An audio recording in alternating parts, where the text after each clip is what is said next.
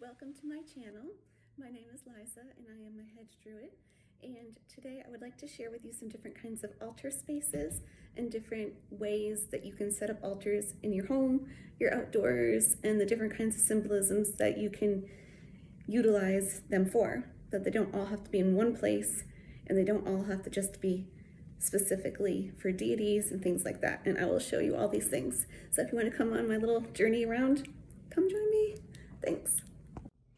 Here is what I call my working altar, because this is the place where I tend to do most of my spellcrafting and the projection type of work that I want to do, where I put things out into the universe or ask for aid or anything like that. It tends to happen here, and as you can see, I've got many different kinds of things on here, and it's a kind of a beat up.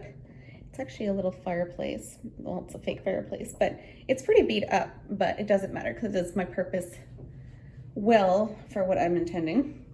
As you can see, I do have the little Buddhessa statue here. I do tend to follow Kuan Yin. She has spoken to me recently, so she's kind of a new deity presence that I am working with, but it also has always represented to me, I've had it here just as mother goddess symbol in general, and that's where it started out from until she started speaking as well. It just started out as general mother goddess. I tend to follow the Celtic goddess Anu or Anne. There's different ways that you can say that name, and it kind of all comes through this one goddess statue here in the center as kind of my symbolism of the mother essence in the center of it all. On the left side, this is called my fairy side of my working altar, and I have different kinds of fairy things here. I have my fairy cards out here that I do some of my readings with, and I have this beautiful fairy incense holder that one of my greatest friends had got me for it wasn't my birthday, it was for Christmas or Yule, and he sent that to me, so I was actually really happy about it, although I feel really bad because the wings fell off. I will be gluing these back on eventually, but she still symbolizes the fairy essence. I have a couple little stones around the fairy side, which I think they appreciate. I do have my my sage here, and to me that just feels more of the face side of my altar than the other side, which I'll show you in a moment, because it has to do with the earth, the plants, the nature, and that goes with the mesquite tree shavings as well. This means a lot to me, actually. This is from a favorite tree of mine. Well, it's not mine, it's actually from a temple grounds, but it's a tree that I became good friends with, and that is from a little branch that had fallen off of that tree that I used to make ruins with, and in the process of making the ruins, these were the shavings, so I collected them and kept them here, and they feel very good for working with things like protection, things like that. That energy comes through that friendship. Pine cones, nature, fae, again. I usually do not have these on this side, but I do have fae playing cards here as well. And I have my little box here, my spirit box, that I like to call it the spirit box. I just hold more Lenormand cards inside of that box as well. So that's kind of my fairy element side, and it represents them. My little wooden wand. This is actually a wand that I found and kind of shaped it down myself.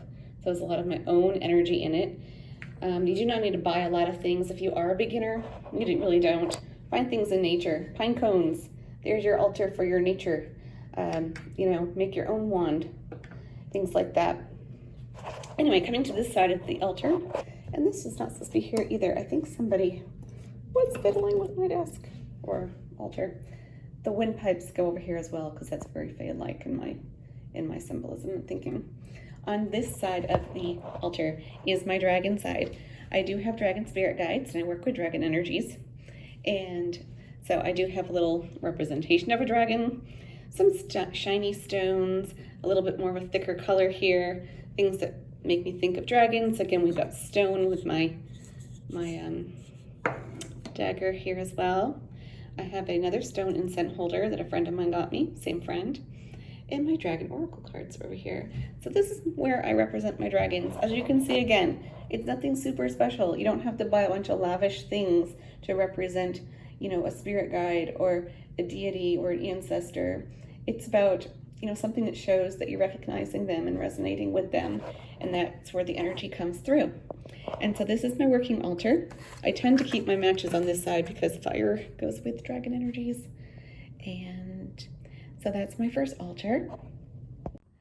Now the second altar I wanted to share with you today is my wall altar that symbolizes air. Air is an element that I work very closely with and I'm in tune with. Air represents things like knowledge, intuition, freedom, dreams, those kinds of things. And I tend to do a lot of divination. I'm very into dreams, and you know, it's something that I really resonate with. So I wanted to put up an altar special for my element of air. So again, it doesn't have to be an altar just about for deities. It can be about elements themselves. And as you can see, I've got a few things up here. I do actually have my fairy offerings up here though. That cookie, and in that little bowl, right there, is actually a little bit of wine. I do put my fairy offering up here, only for the sake that it is a safe place where my kitties and my dog will not get into. So if you're looking for a way to put out offerings in your home for any reason, and you have critters that you're afraid are gonna get into things or are getting into things, think about a little wall altar. And I got this really cheap. I think it was like $6 at the craft store. The wolf represents dreams to me. He's kind of a dream walker, and that's why he's on my air element altar. I also have the citrine there. They're little chips. Citrine isn't specifically air, but it does kind of empower things. And I've wanted to basically enhance my divination skills and things like that. And I do have a couple of my altar's a little dusty. I do have a couple of my Ogam runes. Here's one that I made myself, actually from the tree branch I was talking about earlier. And I've kept them up there because there were a couple things that came out very symbolically about my intuition and divination that I wanted to keep on this shelf. And I did hand carve the tree of life there. And as you can see, it goes down to the ground, which can be kind of earth and grounding, but it also reaches up into the heavens and the skies, and has a lot to do with, you know, reaching into other realms, dreams, again, different planes of existence. And that to me all resonates with the air element in my personal practice. And as well as we move down, it's not just on the shelf. I have 2 wind chimes hanging that also my friend gave me. He is a wonderful friend. That was a very nice Yule Christmas gift. And I hung them here. Wind chimes, of course, have to do with air. And one has a little dragon on it, and one has a little fairy on it. Also, I painted this owl as well. As you can see, a lot of my things are things that are handmade. The more you make things yourself, the more your energy resonates with it. And in my opinion, in my practice, it becomes more powerful in that aspect, rather than just getting things that are from, you know, a manufacturer or something like that. Anyway, the owl obviously stands for air. He is a bird, which is a very obvious symbolization of air type things, but the owl also is a messenger. He's a crosser of worlds and planes as well. And it's about knowledge, intuition, and divination. So it all goes with air. So that is my air altar. This is the little corner that I use for a little small altar space.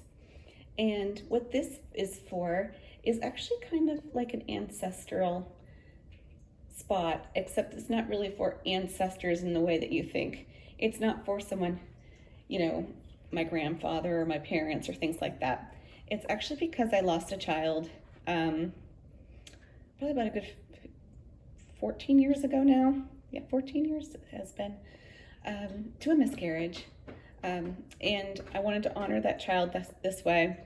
This was a plaque I had outside. As you can see, it's very, very old and most of it rubbed off, but it still says on the back, "I love you so much, love Mom." But the front does say my child's, I'm not gonna just read it all, but my child's name, the date that the baby passed, and it was back in May, 14 years ago. But anyway, I still wanted to resonate and acknowledge that. I leave these little candle out for the baby, and I have the moon goddess statue here as well as a little fairy one, and they kind of, in my mind, watch over and protect her wherever she is right now. They watch and protect her, and that's what that is for. I also do have a little singing bowl here that I use sometimes just as an acknowledgement to the memory of the child, and also it's just very cleansing and grounding as well, because this is kind of more in the active area of my home, and it helps a lot. And my last altar is actually an outdoor one.